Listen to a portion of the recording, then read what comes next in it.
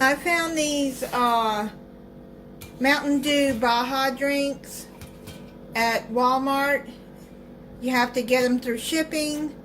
They're a case of 18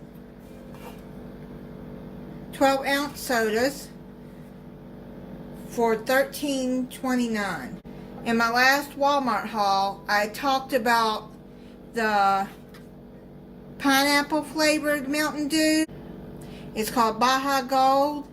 This one is really good, and I'm sure most people have already tried the Baja Blast at like Mountain Dew. That one is good too. I have not tried the Mango Gem.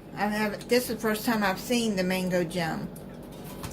Letting y'all know that I found these drinks at Walmart, but you cannot buy them like just one flavor. They come in a case of 3 different flavors. I'm hoping eventually that they will sell this one, the pineapple one, just by itself, because I do really like that one.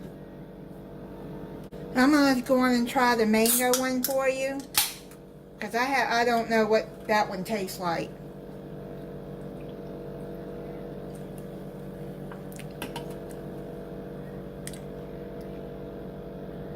That one's pretty good. If you like mango,